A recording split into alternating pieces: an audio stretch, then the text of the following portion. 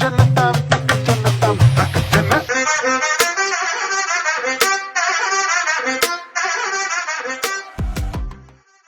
بيكم معانا النهاردة في تحليل جديد. وصلت لنا مجموعة ملاحظات وأفكار كده بتناقش ظاهرة بنشوفها كتير حوالينا. الناس اللي دايما تقول أنا ماليش في الدراما، بس يعني لما نبص على تصرفاتهم بنلاقي حكاية مختلفة شوية. هنحاول نفهم سوا التناقض ده بناء على الأفكار اللي قدامنا.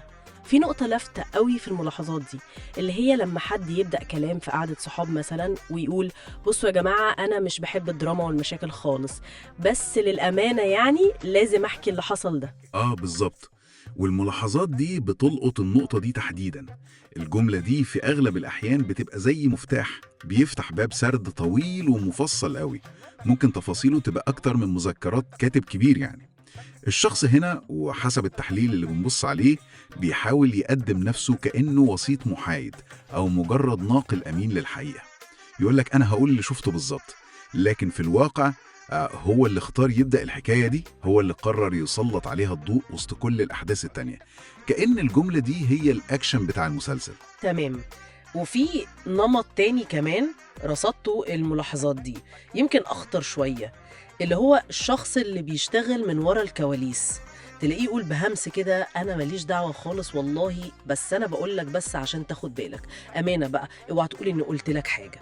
المصدر هنا بيشير إن ده غالباً هو يعني مسؤول عن تسريب بسكرين شوتس مثلاً، أو نقل كلام ممكن ما يكونش دقيق قوي بين الأطراف.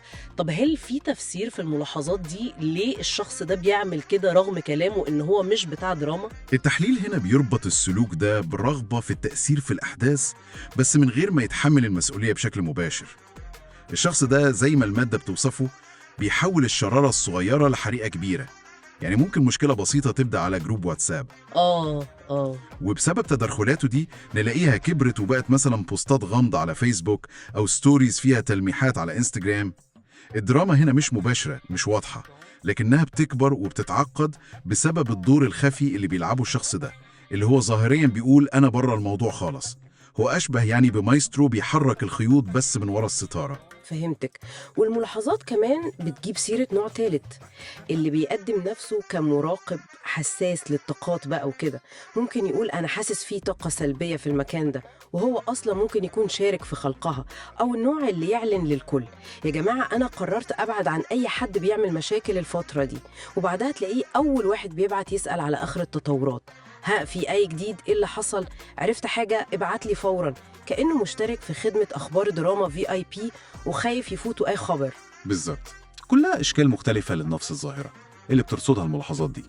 إعلان البراءة ده من الدراما ممكن يكون هو نفسه جزء من الاستراتيجية أو الدور اللي الشخص ده بيلعبه في الحكاية، سواء بقى دور الضحية أو المراقب الحكيم أو الناقل المحايد للأخبار زي ما قلنا. لكن النتيجة النهائية زي ما التحليل بيوضح إنه مشارك بشكل أو بآخر، ويمكن كمان يكون بيغذي الأحداث دي سواء بقصد أو من غير قصد. النقطة دي مهمة، والمصدر بيربطها كمان بفكرة إن الإنكار ده ممكن يكون وسيلة لتجنب مواجهة النفس يعني. يعني الخلاصة اللي ممكن نطلع بيها من تحليل الأفكار دي هي إن فعلا كتير من الناس اللي بيرددوا جملة أنا مش بتاع دراما ممكن يكونوا هم اللي في قلبها أو حتى اللي بدأوها. والمصدر بيقدم مثال ساخر شوية، اللي هو الشخص اللي ممكن يبعت فويس نوت طويل قوي فيه تحليل نفسي وبكاء وتفاصيل عن مشاعر أطراف تانية، وهو في نفس الوقت بيقدم نفسه للناس على إنه رمز السلام والمحبة ومتسامي عن الصغائر دي كلها، كأنه عامل بودكاست تحليلي للدراما دي وهو البطل فيها. الملاحظات دي بتخلينا نفكر في الدوافع الأعمق بقى. يمكن الظاهرة دي بتعكس صعوبة عند بعض الناس إنهم يعترفوا بجوانب معينة في شخصيتهم، زي الفضول الزايد مثلا، أو الرغبة في الانخراط الاجتماعي حتى لو بشكل سلبي. أو زي ما التحليل بيلمح إن الدراما نفسها رغم سمعتها الوحشة ممكن تكون بتلبي احتياجات إنسانية جوانا، زي البحث عن الإثارة أو الإحساس بالتواصل مع الآخرين، حتى لو التواصل ده قائم على النميمة يعني، أو حتى الإحساس بالأهمية من خلال معرفة الأسرار والقدرة على التأثير في مسار الأحداث. مش بالضرورة يكون دافع شرير، قد ما يكون بحث عن دور أو إحساس بالوجود وخلاص. فعلا نقطة مهمة جدا. يمكن المرة الجاية لما نسمع حد بيقول بإصرار كده إنه بعيد كل البعد عن المشاكل دي، نستدعي الملاحظات دي ونبص أكتر على أفعاله وسياق كلامه. هل في تناغم بين اللي بيقوله واللي بيعمله، ولا التناقض واضح زي ما المصادر اللي بنحللها بتقترح؟ وده يوصلنا للسؤال الأخير ممكن نفكر فيه، يعني استلهاما من التحليل ده، هل في أنماط سلوكية تانية بنعمل فيها نفس التناقض ده؟ ننكر حاجة بالكلام لكن أفعالنا بتحكي قصة مختلفة تماما، زي مثلا الشخص اللي يقول بإصرار لأ أنا اتغيرت خلاص دي صفحة واتقفلت، لكن نلاحظ إن نفس الأنماط القديمة بترجع تظهر مع أول موقف. مجرد نقطة للتأمل يعني.